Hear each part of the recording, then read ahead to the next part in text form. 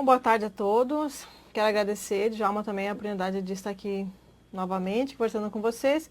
Eu sou Maria Simônia, sou médica de família e comunidade, trabalho na Secretaria Estadual de Saúde, na área técnica Saúde da Mulher, e estou responsável por essa área.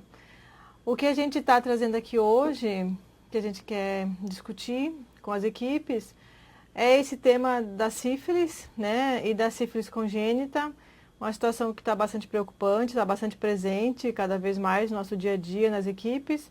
Então, a ideia que eu trouxe aqui foi trazer um pouco sobre a epidemiologia da sífilis no Brasil e em Santa Catarina. Vou trazer um pouco dos dados do pré-natal também. Depois vamos falar um pouco sobre sífilis mesmo, sobre o diagnóstico e tratamento, e depois falar um pouco da penicilina também. O agente etiológico, né, o causador da sífilis é o treponema pálido, né? A sífilis, ela é conhecida assim na literatura, nos livros, se fala muito como uma grande impostora, uma grande simuladora, porque é uma doença que mimetiza várias outras situações. Às vezes a gente faz diagnóstico de várias outras coisas, pensando em outros diagnósticos, mas é sífilis, porque ela realmente se disfarça e se apresenta de maneiras diferentes nas pessoas, né? Ela é uma doença crônica, sistêmica, e ela apresenta, então, e essa é uma das grandes dificuldades diagnósticas, ela alterna períodos de atividade com aparente inatividade, ou seja, então ela tem aqueles períodos que ela tem os sintomas clínicos, né? Que a gente consegue fazer um diagnóstico clínico, mas dura pouco. Depois ela fica em forma latente e a gente só consegue fazer diagnóstico laboratorial e não mais pela clínica da pessoa. Quais são os modos de transmissão da sífilis, né? Então, ela é uma infecção sexualmente transmissível, né? Então, ela é transmitida via sexual, a gente chama isso de sífilis adquirida. Ou é transmissão vertical, quando é sífilis congênita, aquela sífilis que passa de mãe para o feto, né?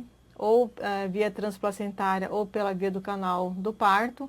Aqui é importante que eu coloquei aqui que a transmissão vertical pode ocorrer em qualquer fase gestacional, primeiro trimestre, segundo trimestre, terceiro trimestre, ou qualquer fase clínica da doença da mãe, se é uma fase clínica ativa ou inativa.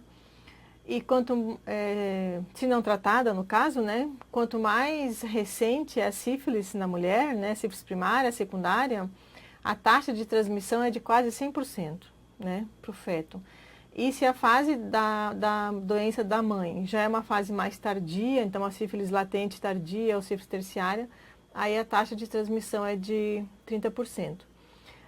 A transmissão por transfusão sanguínea é muito rara, né? Pode acontecer, mas hoje é raro. E pode também uma transmissão por uma inoculação acidental, né? Quando a gente faz o manuseio do material infectado, pode acontecer também. Eu vou trazer aqui então dados do Brasil, tá? Isso aqui são dados do último boletim epidemiológico de 2017, mostrando a taxa de detecção de sífilis adquirida em amarelo, sífilis em gestante em azul e sífilis congênita em vermelho. Então, o que está mostrando ali? A gente sai de uma taxa de sífilis adquirida, né? Sífilis na população, de 2 a cada 100 mil habitantes em 2010, tá? Para 6 anos depois, nós estarmos numa taxa de 42,5 de transmissão da sífilis adquirida. Bom, é um aumento expressivo, né? Só que é claro que isso também é porque houve mais notificação. Vamos lembrar que a sífilis adquirida não era uma doença de notificação compulsória, né? Era sífilis gestacional, né? Depois sífilis congênita, que foi a primeira de notificação compulsória, depois a gestacional e agora em 2010 a sífilis adquirida.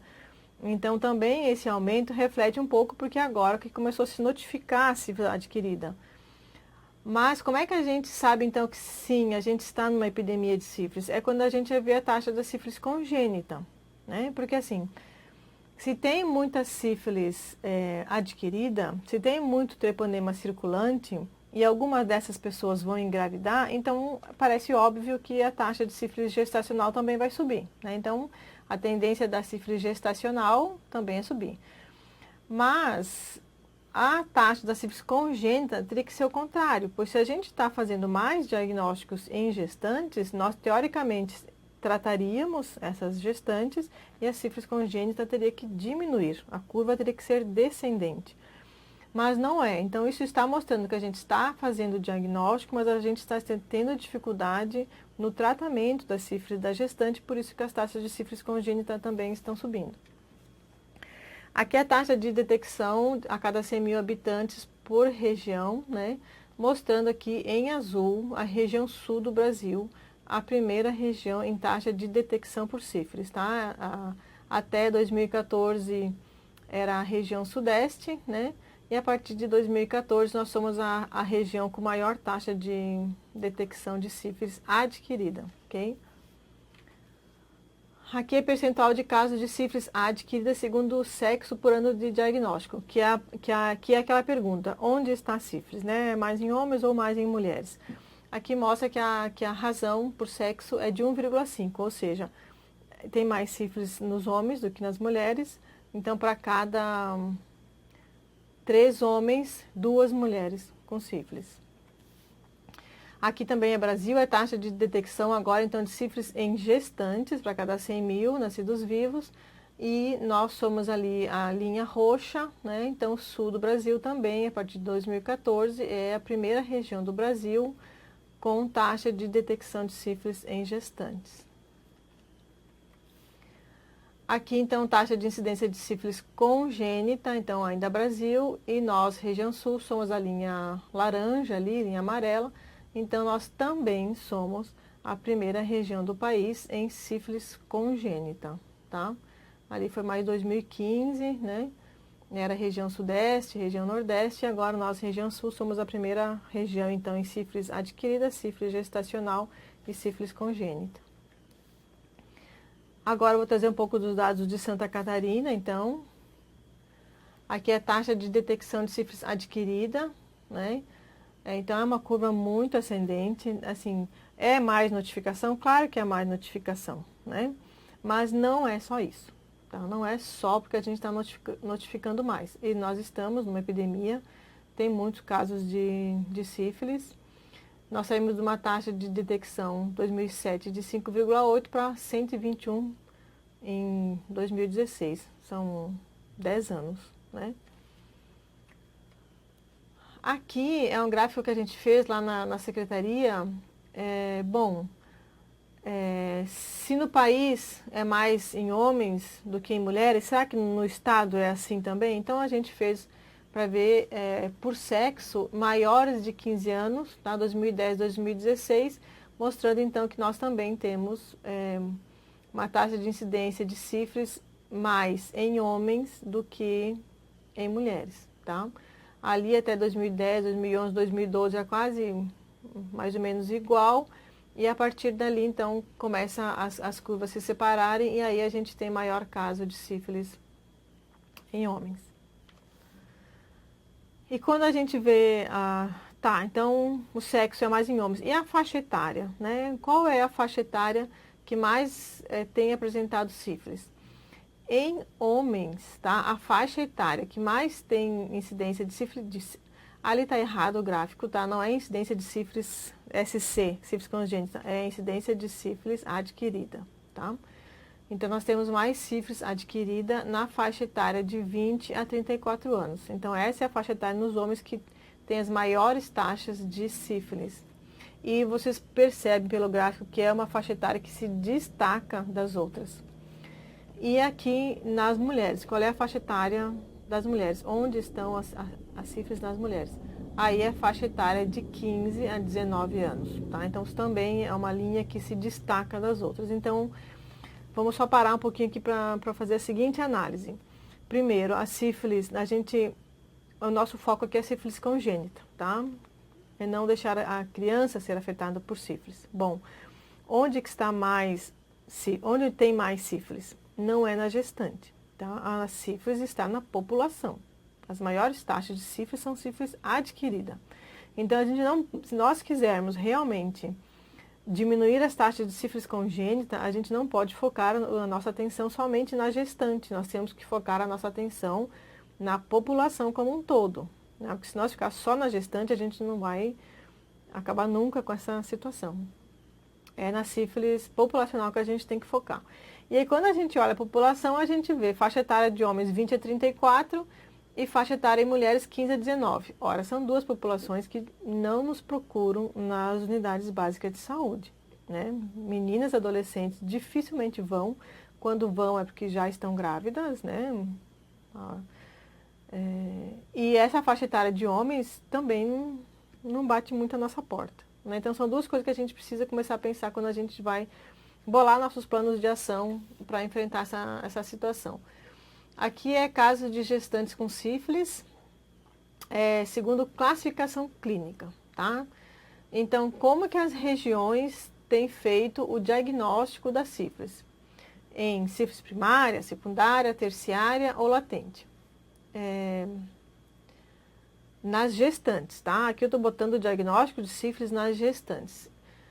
Então, na última linha em vermelho, mostrando que 22,5% é uma classificação clínica ignorada. Isso é muito preocupante, assim, porque dá para classificar sífilis, né? A gente tem como classificar sífilis. Colocar classificação ignorada quer dizer que a gente não conseguiu fazer a classificação na frente do paciente, né? Ou quando foi preencher ali a ficha de notificação, esqueceu desse detalhe, mas é um detalhe importante, tá?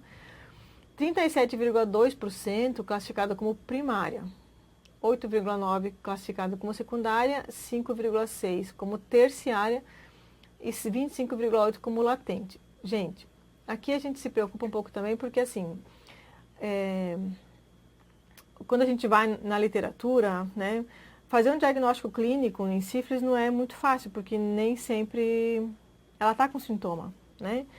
E na gestante, a gente faz diagnóstico de sífilis em gestante justamente porque ela está grávida. Ela vem para a gente fazer o teste rápido, né?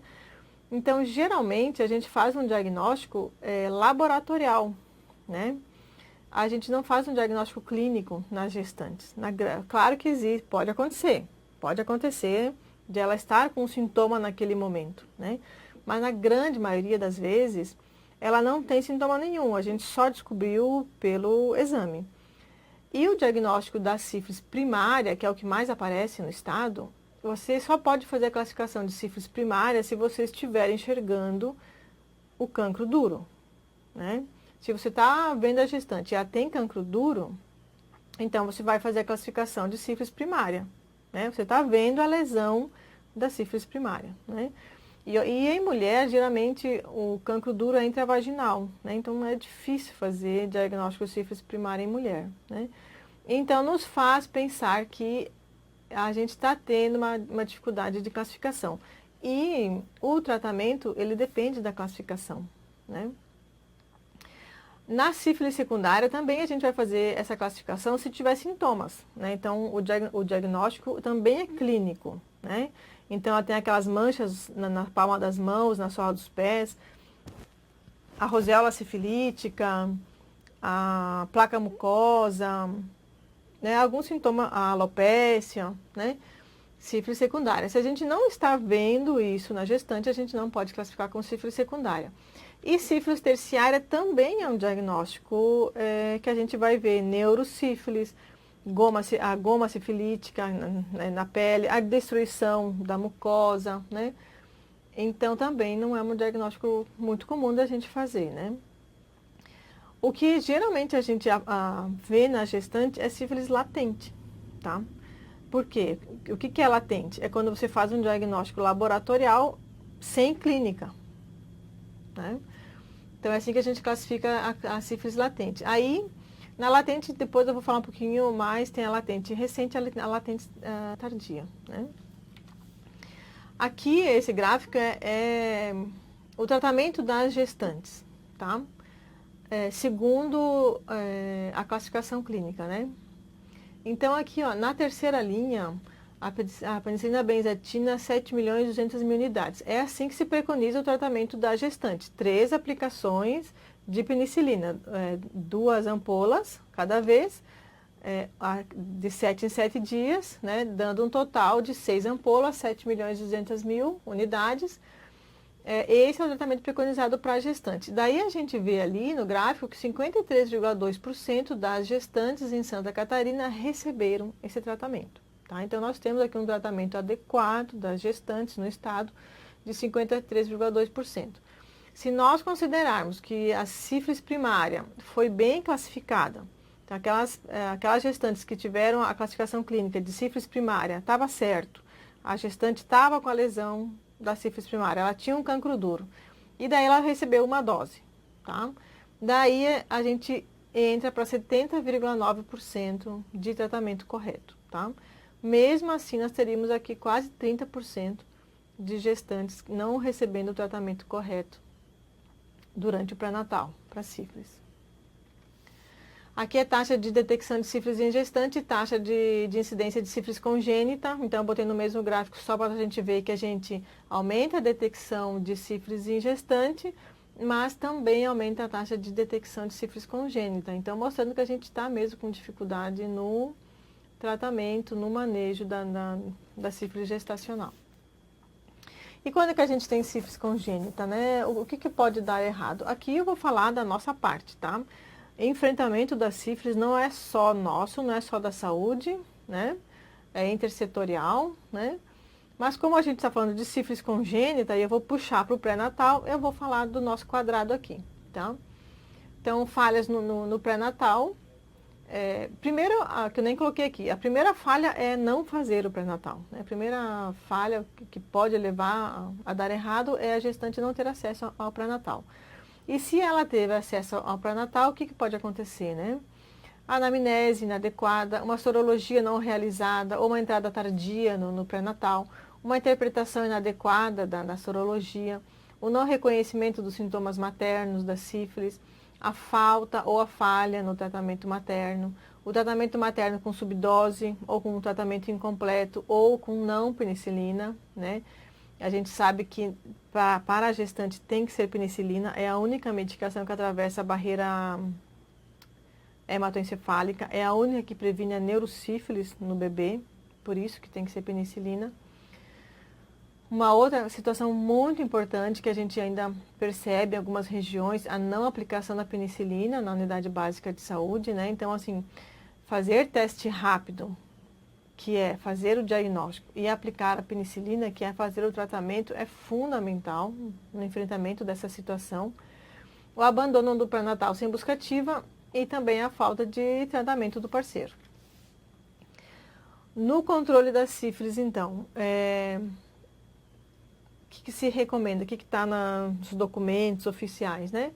Realizar promoção e prevenção em saúde sexual e reprodutiva, realizar o diagnóstico da sífilis, realizar o tratamento correto para sífilis, realizar o acompanhamento dos casos, a abordagem da parceria sexual e as notificações de sífilis. É muito importante a notificação da sífilis, é assim que a vigilância consegue perceber o que está acontecendo e onde está acontecendo, para se focar então a ação nesses lugares. Como promoção e prevenção em saúde sexual e reprodutiva, o que o Ministério traz nos documentos de recomendação, né? Fazer a abordagem sobre esse assunto nas consultas, a informação dos modos de transmissão das ISTs, parece que camisinha, né, a gente estava conversando, a camisinha é muito importante, sexo seguro, sexo com preservativo previne muitos casos, a maioria, mas às vezes acontecem situações que a camisinha não é o suficiente. Mas é a principal estratégia, né? Acesso fácil e sigiloso à camisinha. Às vezes a gente tem a camisinha disponível para a população, mas numa caixinha na recepção. Às vezes as pessoas não pegam ali na recepção justamente porque está ali à vista de todos, né? Abordagem em sala de esperas, quem tem televisão em sala de esperas, e hoje tem vários vídeos que a gente já pode colocar ali para as pessoas ficarem assistindo, né? Ou a própria equipe fazendo uma ação na sala de espera, porque afinal é um lugar que agrupa um certo número de pessoas. E o PSE, a saúde nas escolas, uma grande parceira também para a gente levar esse assunto para discutir com os alunos e professores.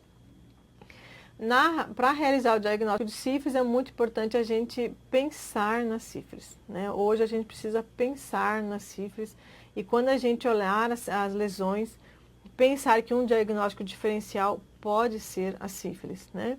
Saber solicitar os testes, saber executar o teste rápido. O teste rápido ele tem uma capacitação que hoje é feita pelo Telelab, né? E você precisa seguir a recomendação do produtor, né? Conforme o teste, eles dizem quantos minutos, por exemplo, você tem que ler o teste, né? Porque se ele fala para você ler o teste em 20 minutos, tem que ler em 20 minutos, porque às vezes demora, se acontece alguma situação e você leva 30 minutos, às vezes a segunda banda ali já desapareceu e o teste vai dar negativo. E saber interpretar os testes, ainda a gente tem uma certa dificuldade, né? Do VDRL, do teste rápido. O teste rápido é uma tecnologia que veio há pouco tempo, a gente utilizava antes mais VDRL e FTABS, né? Então, às vezes, a gente se confunde um pouco em relação a isso. Chegando aqui, então, um pouco nos estágios clínicos da sífilis, né, que eu falei um pouquinho antes, né? Então, a gente separa de sífilis até 1 ano e mais que 1 ano. Sífilis recente é aquela sífilis que tem 1 ano de duração, tá? E nessa sífilis recente a gente vai classificar como primária, secundária ou latente recente. Primária se a gente vê o cancro, secundário se a gente vê os sintomas de sífilis secundária e latente recente é quando ela não tem sintomas, mas a infecção dela só tem 1 ano. Sífilis com mais de 1 ano, então a gente já chama de sífilis tardia e aí ela entra na sífilis latente tardia e na sífilis terciária, tá? Então a sífilis terciária é quando já depois de alguns anos de infecção, ela afeta alguns órgãos, né, vários sistemas do corpo. E a latente tardia é quando ela não tem sintoma nenhum, você faz o diagnóstico laboratorial, mas já tem mais de 1 ano de infecção. Aqui eu trouxe só algumas fotos, então, do cancro, né? Então, sífilis primária é o cancro duro, é uma lesão ulcerada, limpa, não dói, não sangra, não tem secreção, né? Não é percebida em até 30% dos pacientes. Ela desaparece de 4 a 6 semanas sem fazer absolutamente nada. Altamente infectante, né? Aquela terceira foto ali da mulher mostrando os linfonodos aumentados, né? Tu não está vendo ali o cancro, mas tu está vendo os linfonodos aumentados. Talvez um exame especular ali você consiga encontrar um cancro duro. E se ela já usou algum antibiótico, ou está em uso de antibiótico, ou já teve sífilis no passado, a lesão pode não vir assim de livro, né? Pode vir uma lesão diferente disso aí.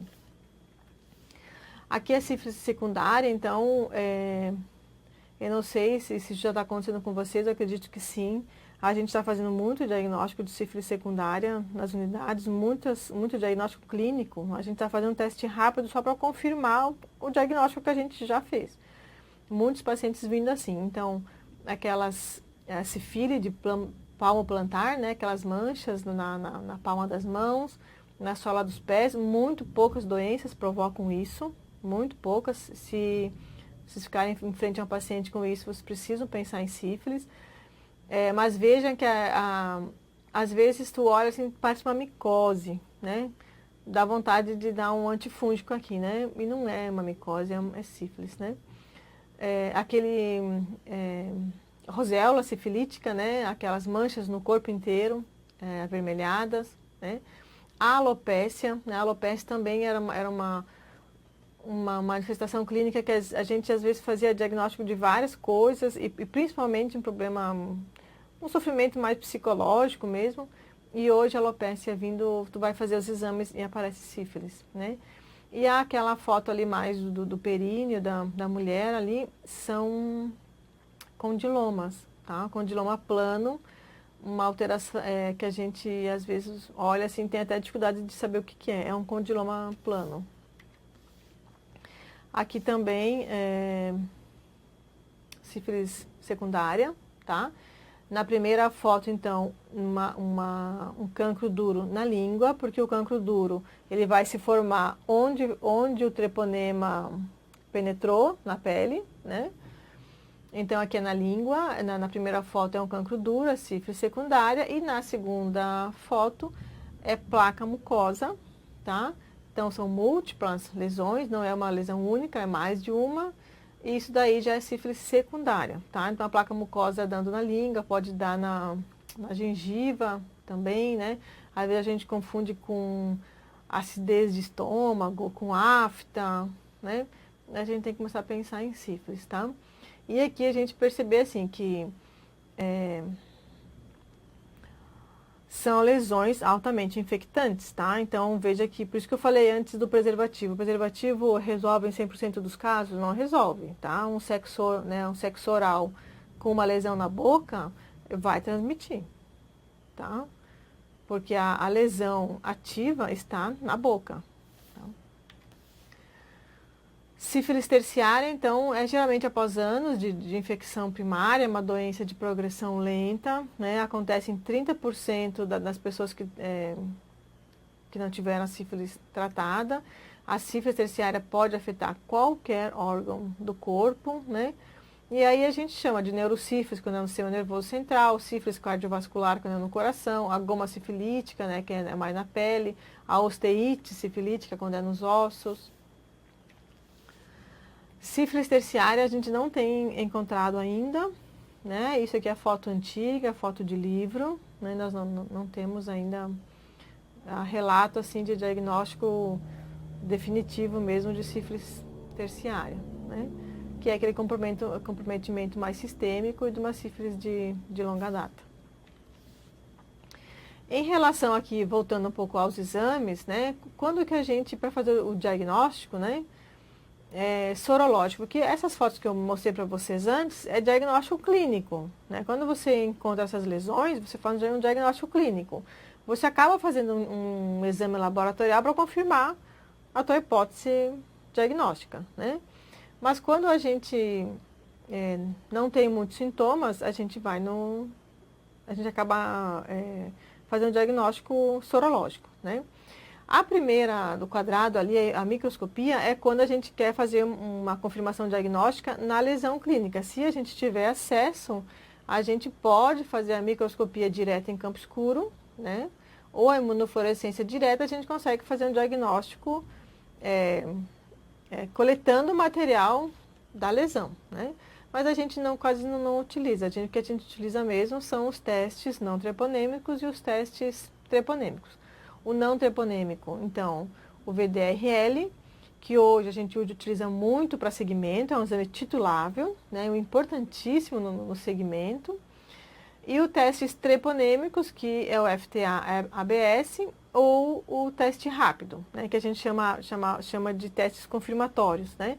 Então, tanto o FTA-ABS como o teste rápido. Eles não são iguais, mas os dois são testes treponêmicos. Tu quer desligar o ar? Tá com frio? Não, pra mim tá ok, tá frio. Pode baixar um pouco.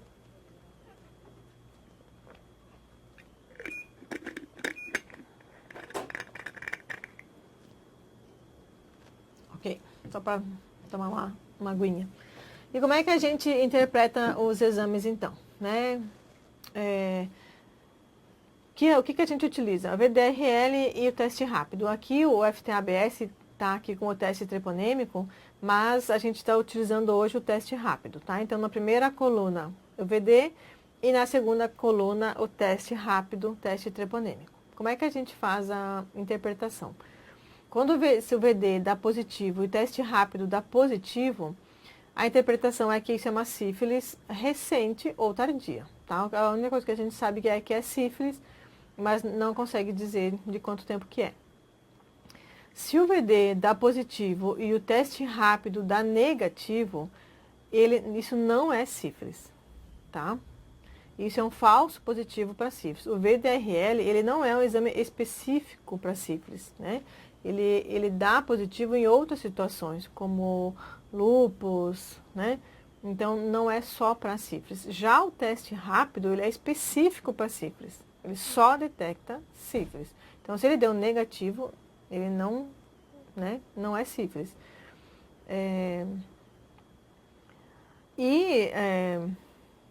o teste rápido, ele positiva antes da sífilis, né? A janela imunológica do teste rápido é menor que o VDRL, tá? Se o VD dá negativo e o teste rápido dá positivo, ou é uma sífilis curada, porque o teste rápido, uma vez positivo sempre vai dar positivo, né? E se o VD está negativo, então pode ser que é uma sífilis curada, mas pode também ser um pré-cancro. Ele pode estar na janela imunológica do VDRL, tá? Porque a gente tem que lembrar também que a sífilis, se a pessoa teve uma vez sífilis e se tratou, pode pegar de novo, tá? Ele não dá imunidade, tá? Então, ele pode ter o teste rápido de uma infecção passada, mas ele pode ter se contaminado de novo, né? Só que o VD vai dar negativo porque está na janela imunológica do VD. E se o VD e o teste rápido dão negativos, daí ausência de infecção ou período de incubação. E o período de incubação de 30 a 90 dias. Tá? A pessoa pode ter sífilis e demorar 30 a 90 dias para isso aparecer no exame de laboratório. Então, eu estou trazendo aqui para vocês a nota técnica da DIV 2016, né? Nota 7 de 2016, que é recomendação para o tratamento imediato da gestante com teste treponêmico positivo para sífilis, né? Frente ao atual epidemiológico atual. Ou seja, se vocês olharem os protocolos de pré-natal e outras recomendações antigas, né? Então, nós tínhamos aquela questão assim, teste rápido positivo, vamos fazer um confirmatório. Vamos fazer um VDRL para ver se é mesmo, né? Teste rápido, no protocolo, né? Falava só rastrear sífilis no primeiro e no terceiro trimestre, né? Então, a nota técnica da DIV muda um pouco isso, tá? Então, ela hoje recomenda que se faça testes rápidos para sífilis nos 3 trimestres, primeiro trimestre, segundo trimestre e terceiro trimestre da gestante. E que o teste rápido para sífilis seja realizado no momento da confirmação da gestação ou na primeira consulta de pré-natal, né? Que não seja feito na segunda ou na terceira consulta, que seja feito na primeira consulta. E se na confirmação da gestação você já conseguir fazer a primeira consulta, você já faria o teste no mesmo momento também. E o teste treponêmico, né, o teste rápido positivo, ela já recebe a primeira dose da penicilina imediatamente. Então, nos protocolos anteriores, teste rápido positivo, esperava o VDRL para saber se ela tinha sífilis ou não, para daí fazer o tratamento. Isso mudou. Teste rápido positivo, ela já vai fazer a primeira dose da penicilina e você vai fazer a solicitação do VDRL, tanto para confirmar diagnóstico, como para fazer titulação, para depois acompanhar o tratamento, o segmento, né? Então, tem que fazer um VD de qualquer jeito, mas a gente não vai esperar isso para tratar, a gente já vai tratar. Então, hoje, ao diagnóstico, o teste rápido, inicia-se o tratamento da gestante. O parceiro da gestante, se já está presente no momento do atendimento, ele também vai receber a primeira dose da penicilina, independente de exames. Por quê? Se considera aqui que ele é potencialmente infectado, tá? Então, se ele é potencialmente infectado, a gente está em frente a um risco de sífilis congênita, a gente já vai tratar o parceiro também. E se o parceiro não está junto com a gestante no momento do diagnóstico, então a gente entregue para a gestante a prescrição da primeira dose da penicilina para o parceiro, tá? Independente de ele realizar exames ou não. Claro que daí ali a gente senta, a gente conversa, a gente orienta, a gente vai chamar, né? E depois, quando as pessoas chegarem, a gente vai dar seguimento ao atendimento, né? Mas essa é a orientação ao diagnóstico, tá? Para a gente não perder a oportunidade de fazer um tratamento na gestante. E quais são os esquemas de tratamento da sífilis na gestante? Sífilis primária, secundária e latente recente, ou seja, sífilis até 1 ano de duração, penicilina G benzetina, 2,4 milhões de unidades, uma ampola em cada nádega IM. Se for uma sífilis latente tardia, ou seja, com mais de 1 ano de duração, né, ou terciária ou duração ignorada, né? Porque a pessoa pode vir na nossa frente com um teste rápido e a gente não consegue dizer se é mais de um ano ou menos de um ano. Então a gente coloca duração ignorada. Duração ignorada igual latente tardia. Penicilina G benzatina, 7,2 milhões de unidades, ou seja, uma ampola em cada nádega, 3 semanas seguidas, tá? Veja ali que para você fazer esse diagnóstico, esse tratamento na gestante de dose única tem que ser um diagnóstico de certeza. Tá? Você tem que ter certeza que você tem uma sífilis primária ou secundária ou latente recente na tua frente. Senão, ele é considerado latente tardia e se faz 3 doses, né? Como na grande maioria das situações, a gestante faz um diagnóstico sorológico e não clínico, a gente acaba preconizando que o tratamento da gestante seja 3 doses de penicilina. Na gestação, os tratamentos não penicilínicos são considerados inadequados, só devem ser considerados como opção nas contraindicações absolutas ao uso da penicilina. Aqui porque a gente não consegue prevenir neurosífilis no bebê, tá? Porque a penicilina é a única droga que consegue evitar essa situação. Para as gestantes comprovadamente alérgicas a penicilinas, recomenda-se a dessensibilização em serviço terciário, de acordo com os protocolos existentes. E a gente precisa se lembrar do controle da cura, né? Então, isso a gente faz com gestantes e não gestantes, tá? Depois de um diagnóstico, iniciado o tratamento, o VDRL mensal para observar se os títulos, como é que eles estão se comportando. Os títulos devem cair de forma progressiva, permanecendo negativos ou inferior a 1/8, né? E se houver elevação do título, né, ela deve ser submetida a um novo tratamento, porque aí ela ou não tratou direito ou ela se reinfectou.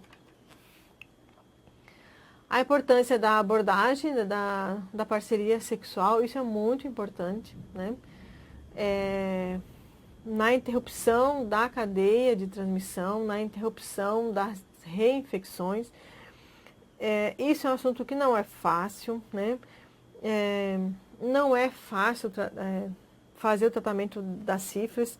Não qualquer doença sexualmente transmissível, a gente sabe que a gente lida com várias outras questões de sexualidade, de comportamento sexual, e isso, às vezes, os profissionais têm dificuldade de abordar esse assunto, e as pessoas têm dificuldade também de falar abertamente disso, e eu acho que essa é a grande questão que a gente está falando aqui, é por isso que nós estamos nessa situação, pelo jeito como a gente lida com essas situações, né? E a parceria sexual é muito importante, porque muitos casos de equipes que identificaram a gestante, fizeram o tratamento, seguiram todo o protocolo na gestante, no parceiro, e mesmo assim não deu certo. Mesmo assim, nasce uma criança com sífilis congênita e aí a gente vai investigar, às vezes, foram as parcerias sexuais que não foram identificadas e tratadas.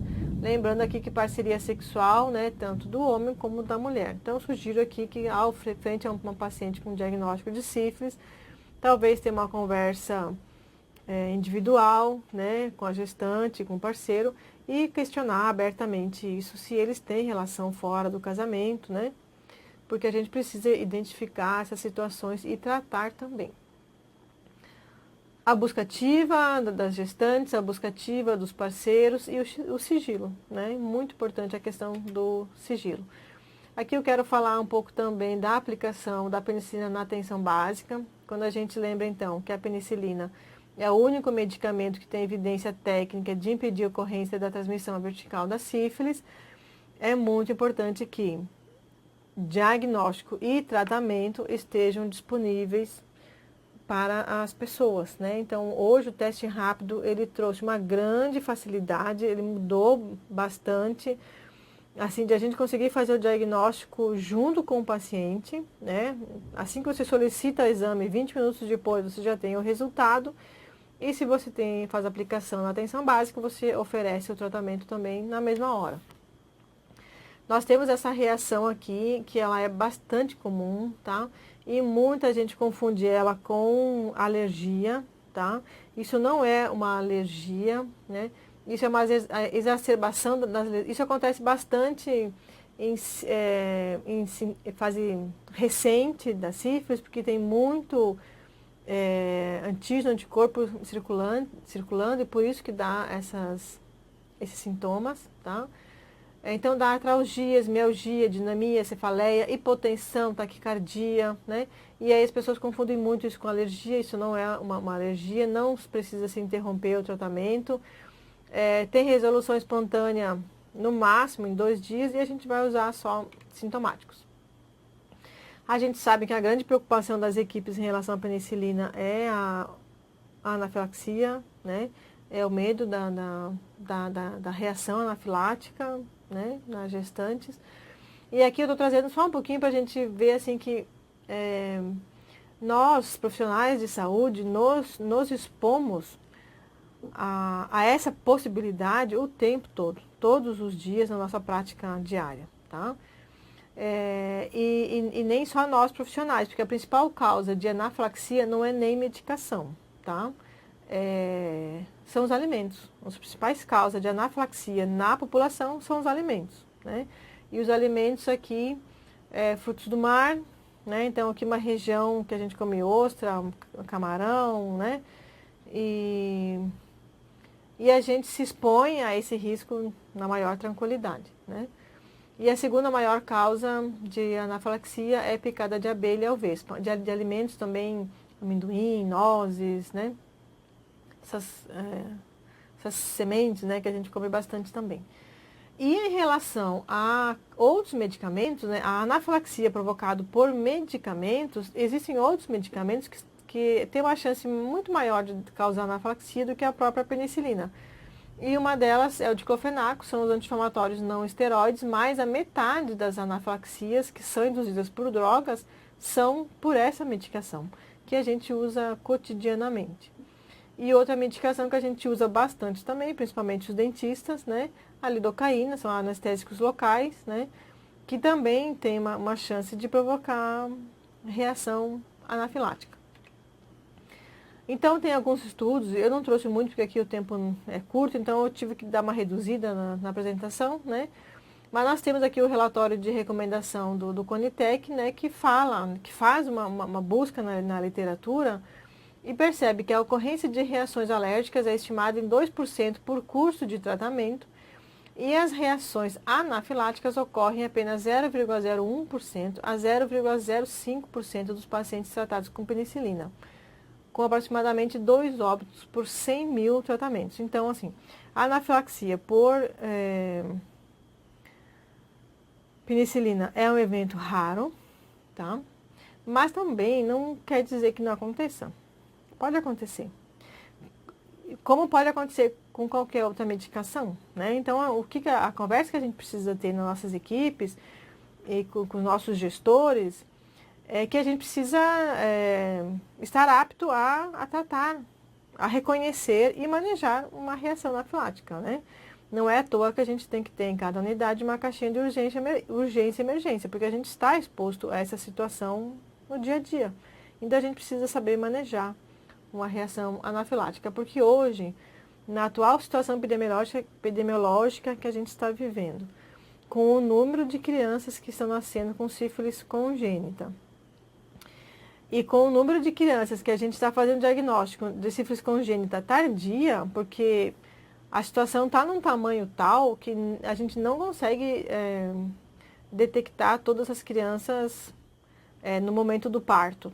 Muitas crianças que nascem com sífilis congênita nascem assintomáticas, né? E aí tu vai fazer um diagnóstico tardio lá na puericultura, na atenção básica, né? Então, assim, está muito preocupante, é um número expressivo de casos e a gente precisa mesmo observar essas questões e organizar os nossos serviços, né? E conversar com os nossos gestores. O que o profissional quer é segurança, eu sei muito bem disso, a gente quer segurança no nosso trabalho, né? Então, a gente precisa também, né, ver de que forma a gente precisa melhorar essa situação e fazer testes rápidos e fazer penicilina na atenção básica.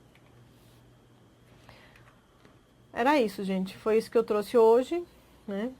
Foi um pouco corrido, o tempo aqui é mais curto, mas estou aberta para questionamentos. Saúde matutina, UBS, Pega Morato. E se o parceiro estiver presente e realizar o teste rápido e o resultado dele, no caso, ser negativo, mesmo assim se inicia o tratamento, pois ele pode estar na janela imunológica? Exatamente. É isso mesmo, tá? A gente vai tratá-lo como potencialmente infectado por sífilis, tá?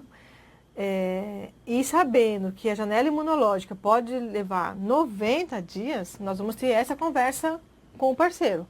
Você pode ter e o teste não vai detectar, vai levar 90 dias, né? Então, a gente vai sim tratar o parceiro. Por isso que a recomendação da nota técnica, inclusive, fala assim, você pode tratar sem fazer o teste, tá? Você já vai considerar potencialmente infectado e você já vai tratar. Então, mas mesmo assim, você quer fazer o teste rápido, pode. Mas se deu negativo, vai tratar também.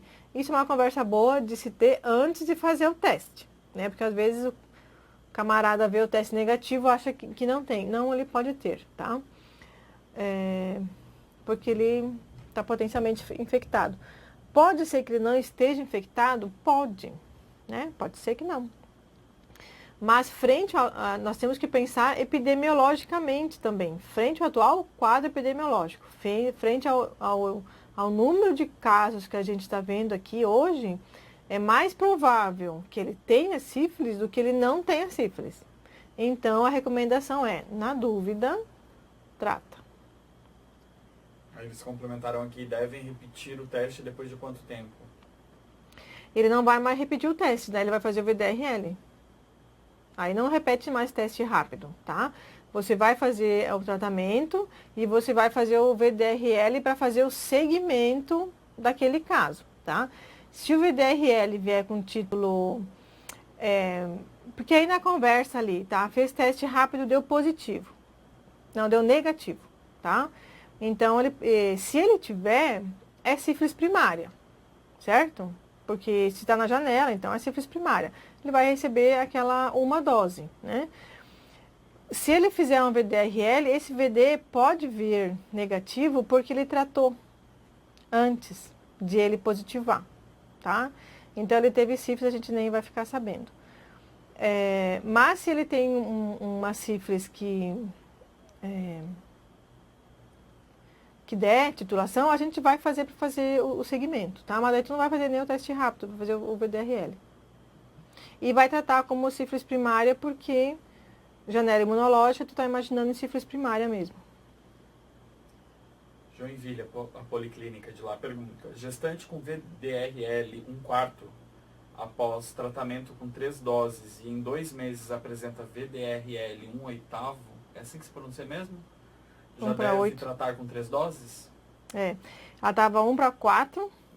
E aí quanto que foi 1/8? Com 3 doses e em 2 meses apresenta VDRL 1/8. Ela não aumentou 2 títulos, né? Ela aumentou 1 título, né? Porque 2 títulos seriam 1/12. Ela aumentou de 4 para 8, tá? Aqui, a gente tem que unir laboratório e anamnese, tá? Precisa se conversar com essa gestante para saber se há uma possibilidade de ela não ter feito o tratamento correto e se você identificar na anamnese que ela não fez o tratamento correto, você já vai fazer as 3 doses de novo, né? E também do parceiro, que pode ser que o parceiro também não fez, né? E se houver essa suspeita que foi o parceiro, né? Vai fazer as 3 doses de novo. Então, aqui sempre unir a anamnese com o laboratório. Joinville, de Ulisses Guimarães, lá, unidade. O tratamento preconizado para o parceiro na sífilis gestacional, se o homem não tem sintomas e não fez ainda o teste rápido, é de quantas doses? 3. Aí, veja bem. Se ele não fez o teste rápido, você vai tratar como sífilis, né? De duração ignorada. 3 doses. Sífilis tardia. Pedindo para explicar sobre os títulos de VDRL.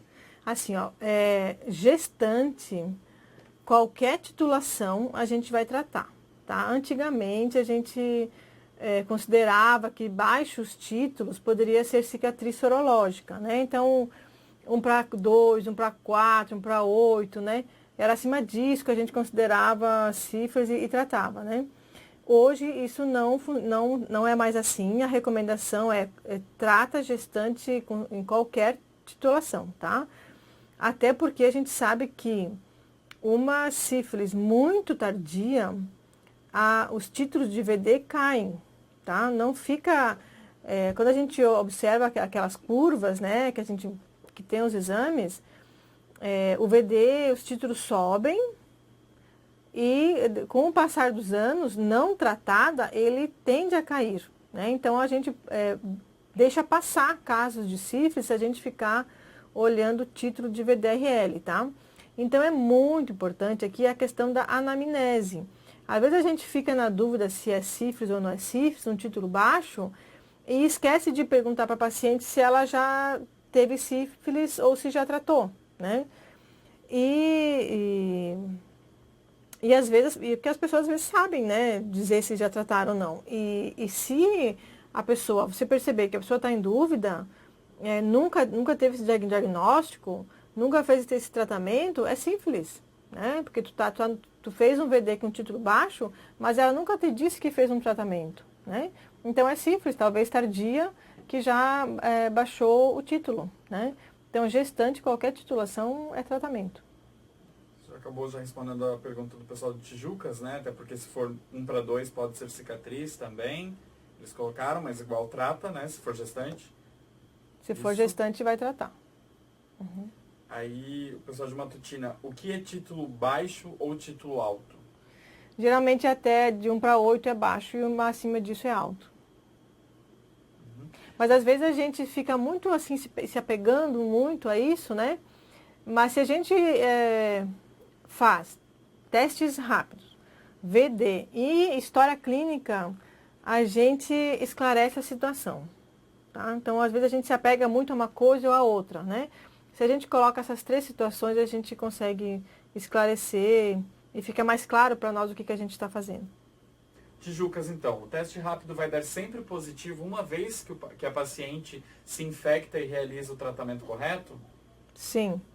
Teste rápido positivo uma vez, para sempre positivo, tá? Ele nunca mais vai negativar, tá? Por isso que a gente fala assim, por isso que se recomendava antigamente que tendo um teste rápido positivo, você faria um VDRL para confirmar diagnóstico, né? Porque você espera então um teste rápido positivo e alguma titulação no VDRL para confirmar o diagnóstico, né? Um teste rápido positivo e um VD negativo, ou ela já teve sífilis e não tem mais, ou ela está na janela imunológica do VDRL que ainda não positivou, tá? Mas por que hoje não se recomenda esperar o VD, né? No primeiro teste rápido positivo já tratar? Por causa do perfil epidemiológico que nós estamos vivendo. Nós estamos numa epidemia de sífilis. Tem muito treponema circulando, né? Então, a chance de ser sífilis é maior do que a chance de não ser sífilis. Então, você vai falar com ela que você não tem uma certeza diagnóstica, né? Ainda mais se ela te disser, tive sífilis, eu sei que eu tive sífilis, eu tratei sífilis e eu sei que esse exame vai ser dar positivo. Tu vai dizer, ótimo, mas na dúvida, para proteger o bebê, nós vamos fazer a primeira dose, nós vamos fazer o tratamento e vamos solicitar o VDRL, tá? Mas para proteger um bebê, a gente vai fazer o tratamento mesmo assim. E aí, com o resultado do VDRL, aí você pode, se vier negativo, e cuidando daquela questão da janela imunológica, você pode interromper o tratamento. Só que eu vou te dizer assim, ó, na maior parte das vezes, até ela voltar para você com VDRL, já deu o tempo dela fazer as 3 doses, porque ela volta daí 1 mês, às vezes, com o exame. E aí tu já fez o tratamento correto. É bom, a gente vai pecar por excesso, né? Nós vamos, na dúvida, a gente vai tratar por causa do perfil epidemiológico, tá? Futuramente, eu espero, depois que a gente resolver essa situação, provavelmente essas recomendações vão mudar. Então, quero agradecer a participação, agradecer as perguntas. Acho que é um tema que é bastante caro para nós, né? A saúde, o cuidado gestacional, né? O pré-natal que a gente faz. Nós estamos numa situação bem complicada mesmo. Tratar sífilis não é fácil, tá? Não é simples. Às vezes a gente lê assim, é só fazer teste rápido, só fazer penicilina. Não é, tá? É mais do que isso. É uma situação, é uma doença sexualmente transmissível. Isso engloba muitas outras coisas culturais que a gente precisa se acostumar a perguntar e conversar mais sobre isso, né? Então é um assunto importante e que a gente precisa ler, se informar, né? Perguntar, mandar dúvidas para a gente, né? Porque a gente precisa mesmo dar um jeito de melhorar essa situação. Me coloco à disposição, tá? Meu e-mail está aqui, o telefone está aqui. Qualquer dúvida, qualquer coisa que não ficou bem esclarecida, né? Vocês podem entrar em contato. Obrigada.